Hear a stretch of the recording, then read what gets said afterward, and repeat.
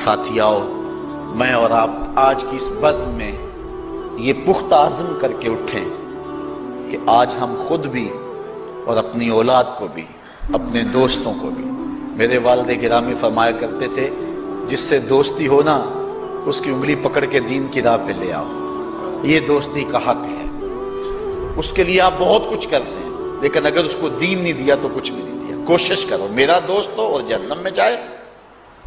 والدین بچے کے مستقبل کے لیے کتنی کوشش کرتے ہیں، لاکھوں روپیہ لگاتے ہیں مستقبل ٹھیک ہو جائے، کرتے ہیں کہ نہیں کرتے؟ یونیورسٹیوں کے اندر، کالجوں کے اندر کتنی بھاری فیسیں بھرتے ہیں، کیوں اتنا کچھ کیوں کر رہے ہو؟ میں نے دیکھا بوڑھا باپ اپنی کمر پہ بوریاں لاد کے مزدوری کرتا ہے، مائیں اپنا زیور بیچ رہی ہیں کہ اولاد پڑ جائے۔ میاں اتنا کچھ کیوں کر رہے ہو؟ جی مستقبل ٹھیک ہو جائے۔ یہ مستقبل کتنا ہے؟ 20-25 سال کا، اور جو اصل مستقبل ہے اس کی فکر ہی نہیں کسی کو۔ اصل مستقبل تو وہ ہے، اللہ اکبر، بیرون ملک جائے بیٹا تو ماں کہتی ہے بس دعا کرو کہ میرا بیٹا خیریت سے پہنچ جائے۔ بیٹی کی شادی کرتی ہے تو ماں کہتی ہے دعا کرو کہ اپنے گھر میں اس کو چین مل جائے۔ کسی کا انٹرویو ہوتا ہے، لوگ کہتے ہیں جناب دعا کرو کہ اس انٹرویو میں وہ کامیابی سے گزر جائے۔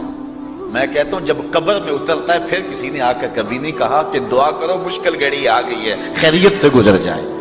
اصل امتحان تو یہ ہے، اگر اس امتحان سے گزر گیا تو کامیابی اور بامرادی۔ یہ تھوڑا سا مستقبل دنیا کا، اس کے لیے ہم کتنے پیسے لگا دیتے ہیں۔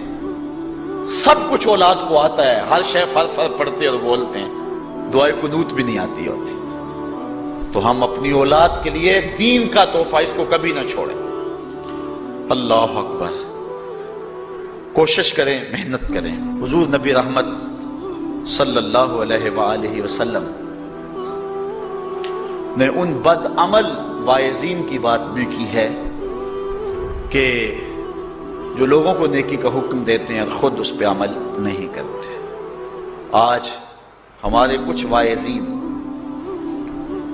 لوگوں کو تو واعظ و تلقین اور نصیحت کرتے ہیں اور خود نماز میں سخت سستی کا ارتکاب کرتے ہیں، اور جس سے قوم کے اندر نماز میں سستی عملاً پیدا ہو جاتی ہے۔ کوئی عرس کی تقریب ہو، کوئی محفل نعت ہو، کوئی جلسہ ہو، کوئی شادی کی تقریب ہو، نماز کے وقت کا پورا خیال رکھا کریں اور اس بات کا لحاظ رکھا کریں۔ بلکہ ہمارے ہاں ایک عجیب سا فیشن ہے اور عجیب سی بات ہے، میں بڑا حیران ہوا کرتا ہوں کہ عشاء کے بعد جب جلسے ہوتے ہیں نا ہمارے مساجد کے اندر، تو مغرب سے اعلان شروع ہو جاتا ہے آج رات فلاں صاحب خطاب فرمائیں گے، اور پھر جب نماز عشاء ہوتی ہے تو ہمارا نقیب محفل کھولتا ہے لاؤڈ سپیکر اور وہ اعلان کرتا ہے حضرات جماعت ہو چکی ہے، اب مسجد میں آ جائیں۔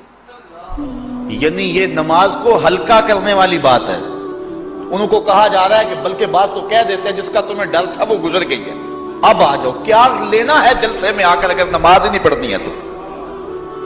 ممبر و محراب کے جو ذمہ دار ہیں ان سے جو ہے وہ عجیب و غریب قسم کی جو ہے وہ حرکات سکنات سرزد ہو رہی ہیں۔ یہ جو جہل نقیبوں کا ایک غول آ گیا نا، یہ بھی ایک بہت بڑی مصیبت ہے۔ ایک تو بے تحاشا القاب، دوسرا دین کی روح سے ناشنائی۔ وہ کسی نے کہا تھا نا کہ پہلے حضرت غوث پاک ولی بناتے تھے، چور سے کتب بناتے تھے، آج کل ہم بناتے ہیں۔ کہا تم کیسے؟ کہا ہمیں پتا ہوتا ہے یہ چور بیٹھا ہوا ہے، کہتے ہیں غوث زمان اور کتب دوران۔ بے تحاشا اور بے تکا انداز، اور پھر دین کی روح سے یہ ناشنائی کہ باقاعدہ اعلان ہوتا ہے جناب جماعت ہو چکی اب تو آ جاؤ۔ تو کیا کرنا ہے؟ ساری رات جاگ کے اگر عشاء کی نماز ہی نہیں پڑھی تو نماز کو ہلکا کیا گیا ہے۔ اسی طرح جلسہ لمبا ہو رہا ہے اور نماز کا وقت سکڑ رہا ہے۔ ان چیزوں کا التزام کرنا ہے، ہم نے کوشش کرنی ہے۔ اور یہ بھی ایک مصیبت ہے کہ دربار بڑا اونچا ہے اور مسجد کے اندر جانوروں کی بینٹیں پڑی ہوئی ہیں۔ حیثیت تو مسجد کی ہے، دربار کی تو ثانوی حیثیت ہے۔